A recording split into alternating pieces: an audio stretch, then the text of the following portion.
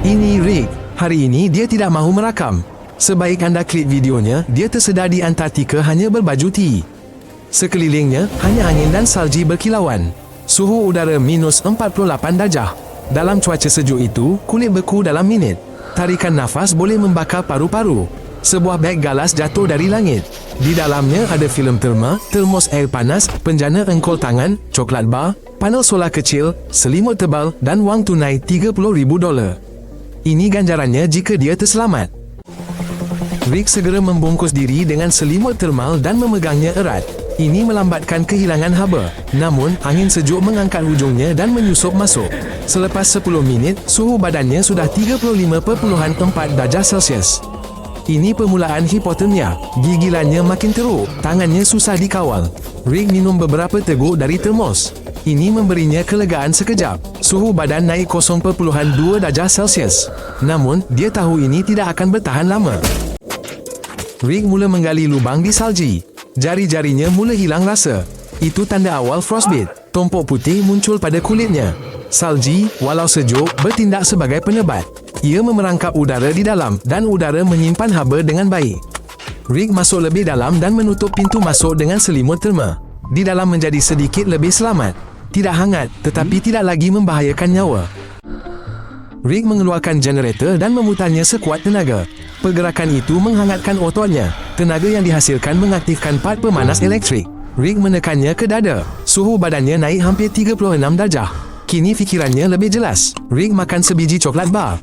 Ini memberinya tenaga. Namun, sementara dia mengunyah dan berehat, badannya terus kehilangan haba.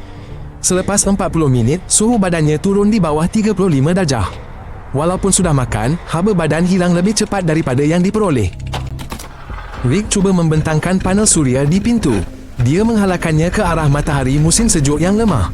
Panel itu mula mengumpul cas, namun ini memakan masa. Masa yang ada pula sangat singkat. Ketika panel mengecas, Rick cuba memikirkan hal-hal yang hangat. Dia mula bergerak. Dia membengkokkan tangan, meregangkan kaki dan menepuk dada. Setiap pengecutan otot menghasilkan haba. Selagi suhu badan melebihi 34, ini akan berkesan. Namun keletihan cepat melanda. Tangannya terasa berat, kepala tertunduk ke depan. Apabila badan hipotermia, tenaga akan habis lebih cepat. Kini yang penting bukan menjana haba, tetapi menghalangnya daripada hilang. Rick terdiam. Dia menarik lutut, memeluk tangan ke dada. Makin kecil luas permukaan badan, makin kurang kehilangan haba. Dia bernafas perlahan dan hanya melalui hidung agar tidak kehilangan haba semasa menghembus nafas. Suhu badannya terhenti pada 34.4. Rick masih bertahan, namun sudah diambang. Dalam sejam, panel mengumpul tenaga yang cukup untuk menghidupkan pemanas elektrik dan Rick pun menyalakannya. Haba merambat ke jantung dan perut. Suhu badan naik hingga 35.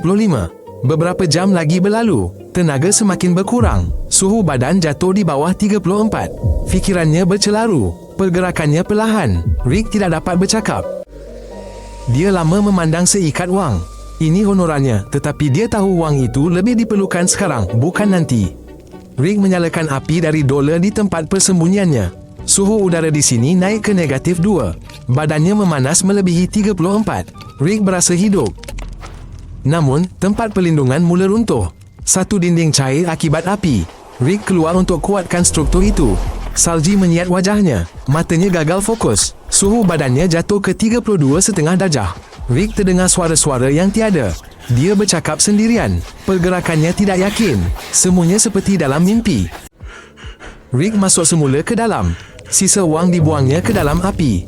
Dia salurkan cas terakhir dari panel suria ke pemanas elektrik. Rick juga menghirup tegukan hangat terakhir dari termosnya. Namun, suhu badannya tetap menurun. Ia hampir mencapai 31 darjah Celsius.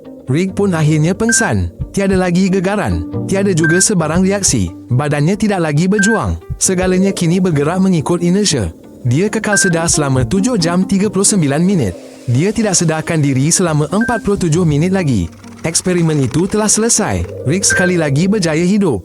Dia juga telah mencatat rekod peribadi baharu. Sokonglah dia. Jangan lupa untuk melanggan saluran ini.